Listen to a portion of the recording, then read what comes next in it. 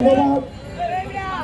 আজকের এই প্রোগ্রামের বিশেষ অতিথি জননেতা জনাব হাজী মজিবুর রহমান ভাইকে ওনার মূল্যবান বক্তব্য রাখার জন্য এই পর্যায়ে বক্তব্য রাখবেন যার বক্তব্য শোনার জন্য দীর্ঘ সময় আপনারা বসে আছেন।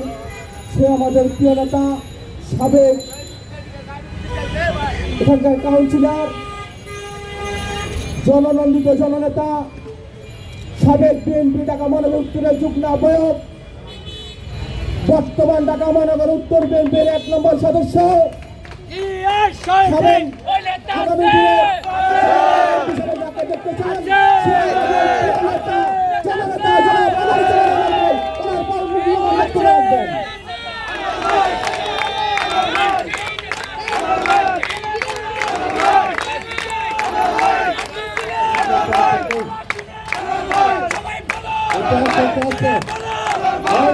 স্লোগান বন্ধ করো, স্লোগান বন্ধ করো।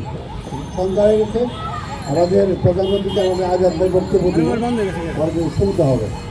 আর এমনি আজানের সময় হয়ে গেছে। বিসমিল্লাহির রহমানির রহিম।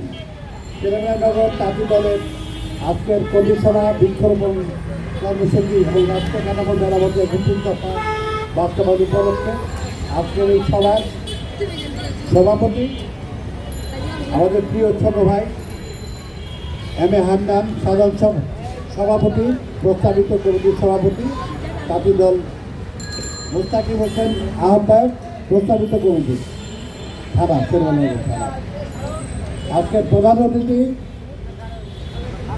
আমার বাড়ি কিন্তু চাঁদপুর এবং আমাদের চাঁদপুর একটি সন্তান এবং আমার অত্যন্ত কাছের মানুষ, দীর্ঘদিনের পরীক্ষিত নেতা, আমাদের সকলের প্রিয় তাঁতি দল কেন্দ্রীয় কমিটির সংগ্রামী সভাপতি জনাব আবুল কালাম আজাদ।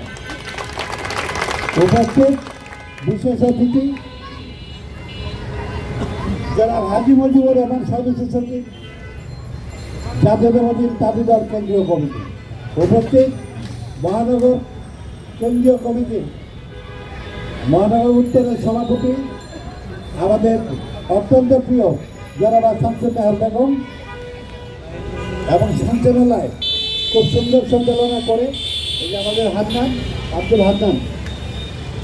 এবং এখানে উপস্থিত আমাদের সুরেন্দ্রনগর থানার, আমি সবগুলো বললাম না, আমাদের সিরাজ ভাই, নাইম ভাই, নাইম, তোফায়েল, আমাদের জামান ভুইয়া, আমাদের ওয়ার্ডের রিপন, আমাদের তমাল, আমাদের ওয়ার্ডের শামীম এবং অঙ্গ সংগঠনের এবং বিশেষ করে তাঁতি দলের সকল নেতৃবৃন্দ সবাই আমার শুভেচ্ছা নেবেন।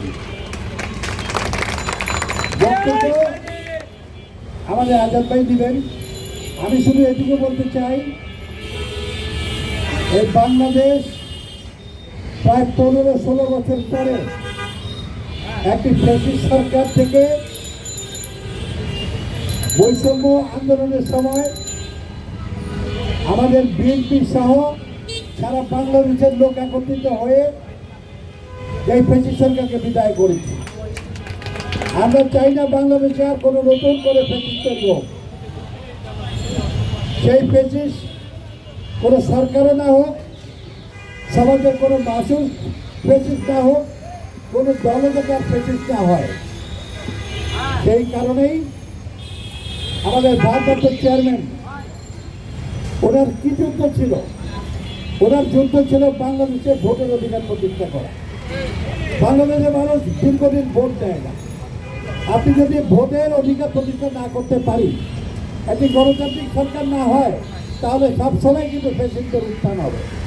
সেই লক্ষ্যেই বলি, আপনারা জানেন গত মাসের ১৩ তারিখ লন্ডনে আমাদের প্রধান উপদেষ্টা নোবেল বিজয়ী ডক্টর মোহাম্মদ ইউনূসের সাথে আমাদের ভারপ্রাপ্ত চেয়ারম্যানের যে বৈঠক হয়, সেই বৈঠকে আলোচনা যেটা হয় সেটার বাস্তবায়ন এই ফেব্রুয়ারি মাসের প্রথমার্ধে নির্বাচন কমিশন থেকে যে ডিক্লারেশন এসেছে নির্বাচনের, সেটা কিন্তু সারা বাংলাদেশের আন্দোলনের মাস্টার মাইন্ড আমাদের ভারপ্রাপ্ত চেয়ারম্যান তারেক রহমানের কারণে।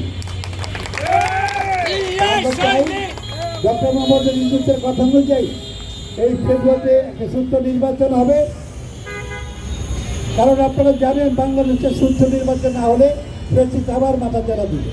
ইতিমধ্যে দু একটি দল বিভিন্নভাবে এই নির্বাচনকে বিলম্বিত করতে চাচ্ছে।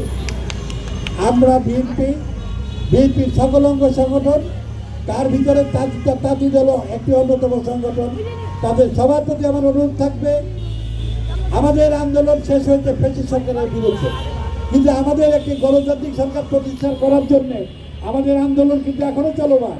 রাজপথে আমাদের তৈরি থাকতে হবে সকলকে, যাতে কোনো অপশক্তি বাংলাদেশের এই সামনের যে নির্বাচন তাকে প্রতিহত করতে না পারে। আমরা বিশ্বাস করি রাজনীতির পরবর্তী প্রেক্ষাপটে